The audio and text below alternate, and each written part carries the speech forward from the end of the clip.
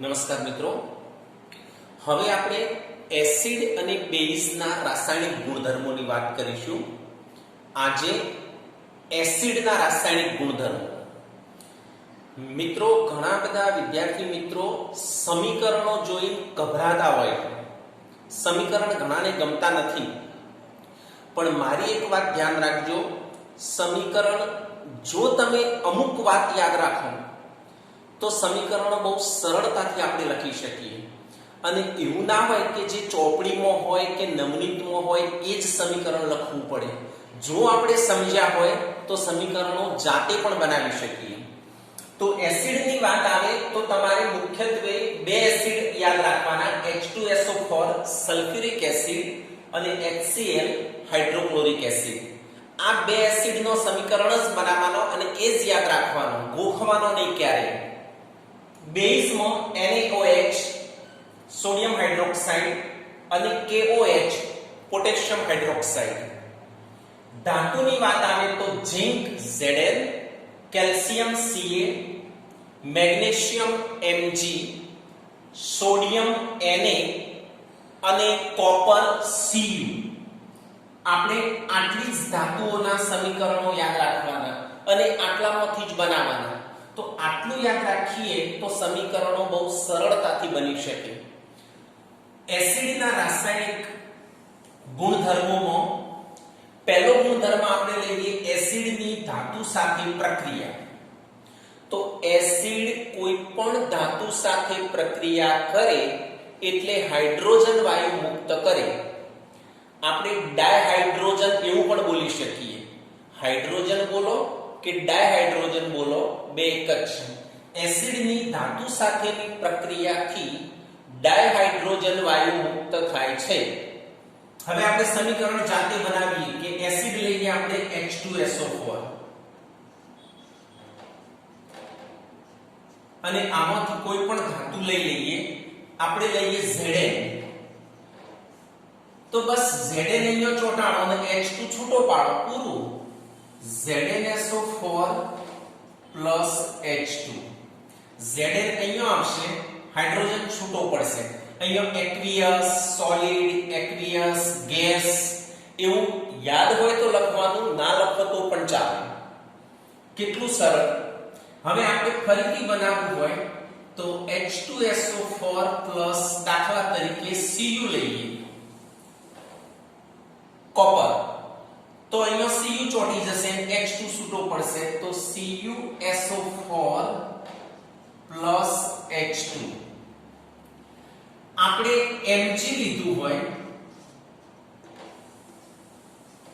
Magnesium, તો MgSO4 plus H2. એટલે hydrogen વાયુ મુક્ત થાય એ પ્રમાણે દરેકમાં આવું જ આવશે. આપણે દરેકનો ખાલી બે જ સમીકરણ યાદ રાખવાનો છે અને યાદ તો રાખવાની જરૂર નથી. એસિડ અને ધાતુ લખો, જાતે હાઇડ્રોજન છૂટો પડે છે. હવે અહીંયા દાખલા તરીકે Ca લીધું હોય તો CaSO4 H2. H2SO4 કેલ્શિયમ, તો CaSO4 H2. હવે આપણે એસિડ બદલી જોઈએ. H2SO4 ના બદલે આપણે HCl એસિડ લઈએ, તો HCl Zn. ધાતુ એ જ લઈએ તો ZnCl2 H2. હાઇડ્રોજન છૂટો પડે તો ફિક્સ જ છે. હાઇડ્રોજન 2 છે તો અહીંયા 2 મૂકવા પડે એટલે Cl 2 થાય, એટલે Cl2 લખ્યું છે અહીંયા. હાઇડ્રોજન એટલે H2, અહીંયા H એક જ હતો એટલે અહીંયા 2 સંતુલિત કરવા મૂકવા પડે એટલે 2 Cl થાય, એટલે અહીંયા Cl2 લખ્યું છે. હવે આપણે આ બધી ધાતુઓ અલગ અલગ લઈએ. અહીંયા દાખલા તરીકે Cu લઈએ તો CuCl2 આવશે. અહીંયા દાખલા તરીકે Mg લઈએ તો MgCl2 આવશે. આવી રીતે આ ચારે ચાર ધાતુઓ લઈ અને આવા ચાર બીજો સમીકરણ બનાવી શકીએ. એટલે આપણી પાસે કુલ 8 સમીકરણ થાય. આપણે ફક્ત બે ની જ જરૂર પડે તો બહુ સરળતાથી સમીકરણો બનાવી શકાય. ચોપડીમાં આ આપ્યું છે કે આ આપ્યું છે એની સાથે આપણે કશું લેવા દેવા નથી. કોઈ પણ બે સમીકરણ આપણને યાદ હોવા જોઈએ અને આપણે તો 8 બનાવી શકીએ છીએ. આ બધી ધાતુઓ જેમ બદલશો એમ અહીંયા નવો સમીકરણ આવી જશે. એટલે એકદમ સરળ છે મિત્રો. હવે એસિડની ધાતુના ઓક્સાઇડ સાથેની પ્રક્રિયા. તો એસિડની ધાતુના ઓક્સાઇડ સાથેની પ્રક્રિયાથી ક્ષાર અને પાણી બને. ક્ષાર અને પાણી બને. ધાતુના ઓક્સાઇડ એટલે આ ધાતુ છે. ઓક્સાઇડ એટલે ખાલી O પાછળ લખી દેવાનું. તો અહીંયા પણ O લખી દેવાનું.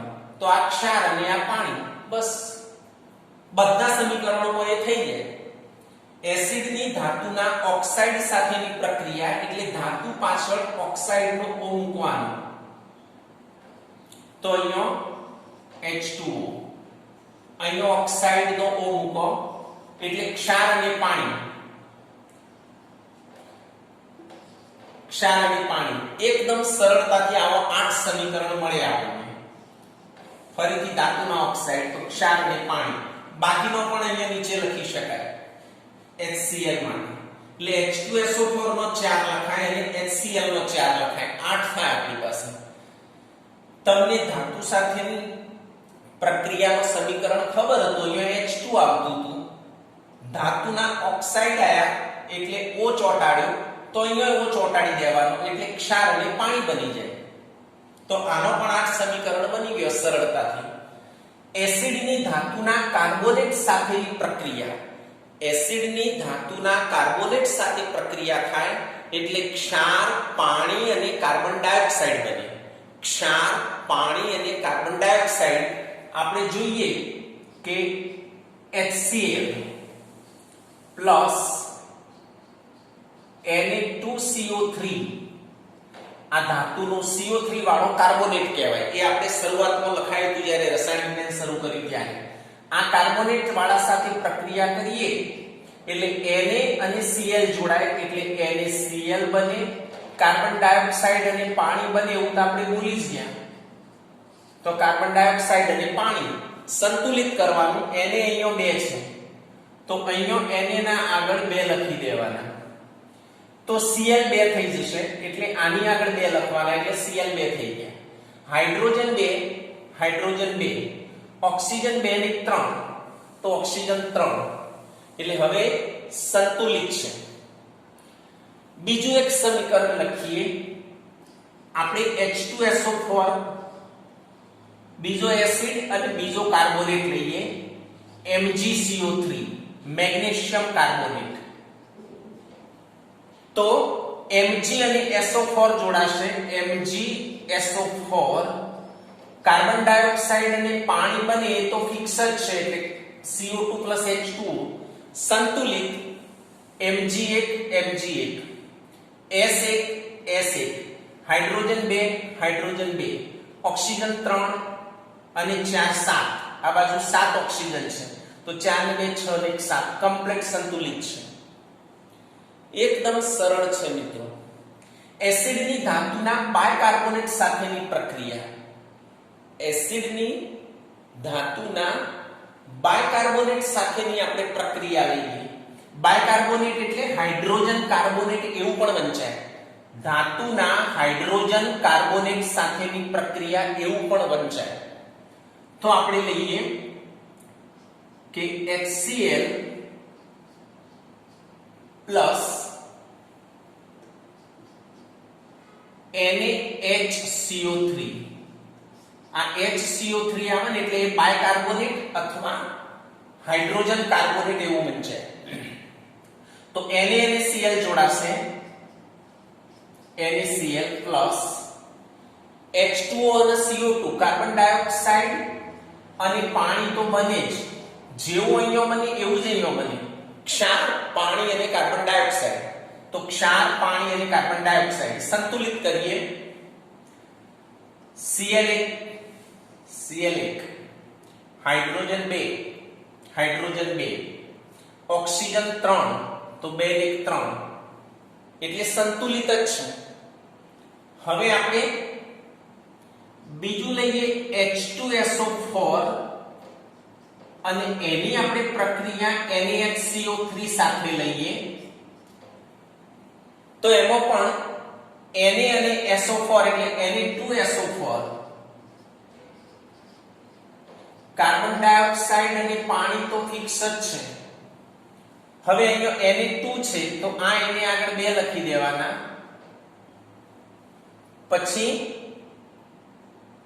S1 ઓક્સિજન 4 અને 6 10 છે. અહીંયા 4 અને 2 6 અને 7 એટલે અહીંયા આપણે 2 મૂકીએ તો 2 નું 4 1 5 અને 4 9 4 અને આ 5 9 3 દુ 6 4 10 છે. અહીંયા એક મિનિટ ફરીથી જોઈ લઈએ. હાઇડ્રોજન અહીંયા 2 દુ 4 છે એટલે હાઇડ્રોજન આગળ 2 લખો એટલે હાઇડ્રોજન 2 દુ 4 થઈ જાય. પછી કાર્બન આગળ પણ 2 છે તો અહીંયા પણ 2 લખો. અને હવે આપણે ગણીએ ઓક્સિજન તો આ 4 8 અને 2 10 અહીંયા 4 અને આ 6 એટલે 10 તો હવે સંતુલિત છે. તો મિત્રો સંતુલિત કરવાનું પણ એકદમ સરળ છે. આ બાજુ જેટલા પરમાણુ થાય એટલા પેલી બાજુ થવા જોઈએ. અહીંયા Na 2 હતા તો અહીંયા Na આગળ 2 મૂક્યા એટલે કાર્બન 2 થઈ ગયા એટલે આ કાર્બન આગળ 2 મૂક્યા. હાઇડ્રોજન 2 અને 2 4 થઈ ગયા. અહીંયા 2 જ હતા એટલે અહીંયા 2 મૂક્યા 4 થઈ ગયા. પછી ઓક્સિજન ગણ્યા તો આ બાજુ 10 થયા પેલી બાજુ પણ 10 થયા એટલે સંતુલિત છે, પૂરું છે. એસિડની બેઝ સાથેની પ્રક્રિયા જેને તટસ્થીકરણ કહેવાય. એસિડની બેઝ સાથેની પ્રક્રિયાથી ક્ષાર અને પાણી બને છે. એસિડની બેઝ સાથેની પ્રક્રિયાથી ક્ષાર અને પાણી બને એને તટસ્થીકરણ પ્રક્રિયા કહેવાય. આ જ એસિડ ને આ જ બેઝ લઈ લેવાના. આપણે લઈએ કે ભાઈ H2SO4 પ્લસ બેઝ લઈએ NaOH તો Na અને SO4 જોડાય એટલે Na2SO4 જ બને. Na2SO4 પ્લસ પાણી એટલે H2O ક્ષાર અને પાણી બને. સંતુલિત કરીએ Na 2 છે તો અહીંયા 2 મૂકી દઈએ. હાઇડ્રોજન 2 ને 4 થશે એટલે અહીંયા 2 મૂકી દઈએ. S1 છે અહીંયા S1 છે. ઓક્સિજન ગણીએ તો 4 અને 2 6 તો 4 અને 2 6 કમ્પ્લેટ સંતુલિત થઈ ગયું. હવે બીજો આપણે એસિડ એનાય રાખીએ બેઝ બદલીએ તો આની જેમ જ અહીંયા Na2SO4 બન્યો તો આ K છે એટલે K2SO4 બનશે. અને સંતુલિત કરવા પણ એ જ ઓકડા આવશે, ફિક્સ જ છે. જેવું અહીંયા થયું એવું જ અહીંયા થાય. હવે આપણે એસિડ બદલીએ HCl અને NaOH બેઝ એમના એમ રાખીએ તો NaCl Na અને Cl જોઈન્ટ થઈ ગયા. આ OH અને આ H એટલે H2O. એ જ પ્રમાણે KOH લઈએ તો બનશે KCl H2O.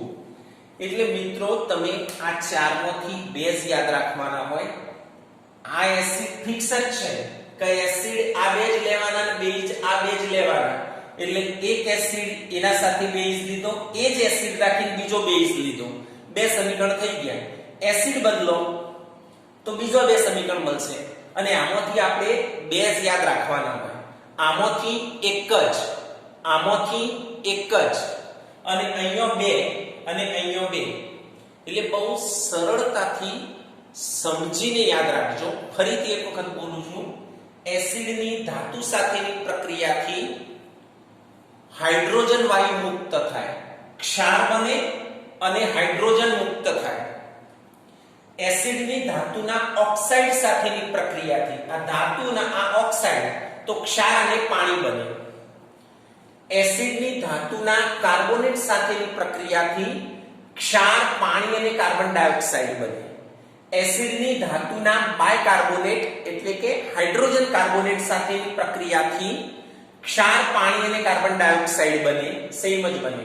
અને એસિડની બેઝ સાથેની પ્રક્રિયાથી ક્ષાર અને પાણી બને એને તટસ્થીકરણ પ્રક્રિયા કહેવાય.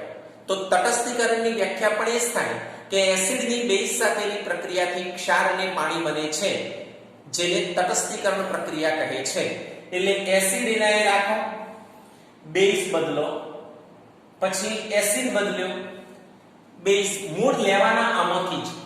તો સરળતાથી આપણને જેટલો જરૂરી હોય એટલો સમીકરણો તમારે લખવાના. જ્યારે તમે લેસન કરો ત્યારે અહીંયા બે સમીકરણ, અહીંયા બે સમીકરણ, અહીંયા એક જ, અહીંયા એક જ અને અહીંયા બે, આટલા સમીકરણો લખજો.